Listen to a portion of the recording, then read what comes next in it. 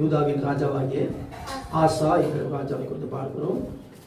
தேவனாகிய கர்த்தர் அவனோடு இருக்கிறதை கண்டு இஸ்ரவேலிலிருந்து திரளான ஜனங்கள் அவன் பட்சத்தில் சேர்ந்தார்களாம். ஆமென். ஸ்தோத்திரம். இஸ்ரவேலிலிருந்து திரளான ஜனங்கள் வந்து என்ன கண்டார்கள்? தேவன் ஆசாவோடு கூட இருக்கிறார் என்பதை கண்டு அவருடைய பட்சத்தில் சேர்ந்தார்களாம். எடுத்து நீங்கள் வாசித்து பாருங்கள். ஸ்தோத்திரம்.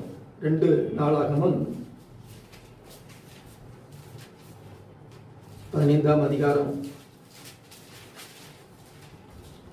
9வது வசனத்தை வாசிக்கிறீங்களா? அவன் யூதா பென்யமீன் ஜனங்களையும் அவர்களோட கூட எப்ராயிமிலும் மனாசேயிலும் சிமியோனிலும் இருந்து வந்து அவர்களோடு சஞ்சரித்தவர்களையும் கூட்டினான். அவனுடைய தேவனாகிய கர்த்தர் அவனோடு இருக்கிறதை கண்டு இஸ்ரவேலில் இருந்த திரளான ஜனங்கள் அவன் பட்சத்தில் சேர்ந்தார்கள். அல்லேலூயா. தேவன் உங்களோடு கூட இருந்தால், தேவன் உங்கள் பக்கம் இருந்தால் திரளான ஜனங்கள் என்ன செய்வார்கள்? உன் பக்கம் வருவார்கள். அல்லேலூயா.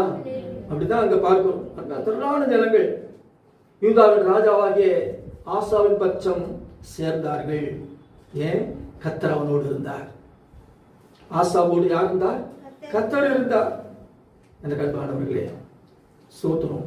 இதற்கு முன்பதாக அவன் செய்தது என்ன என்று நம்ம பார்க்கும் பொழுது, நீங்கள் வாசிப்பீர்களானால் அது 2 நாளாகமத்திலே ஸ்தோத்திரம் 15ஆம் அதிகாரம் 8வது வசனம்.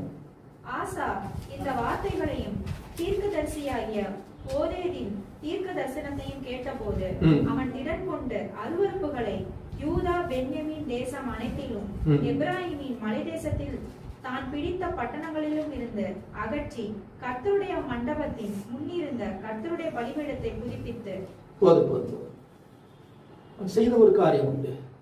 இந்த ஆசா ராஜா என்ன செய்தான் என்று சொன்னான்? அவன் தேசமெங்கும் இருக்கிற அருவருப்புகளை என்ன பண்ணினான்? அகற்றினான். ஆமென். தேசமெங்கும் இருக்கிற அருவருப்புகளை அகற்றினான். அடுத்தபடியாக கர்த்தருடைய பலிபீடத்தை அவன் புதுப்பித்தார். 2 காரியம் செய்கிறான்.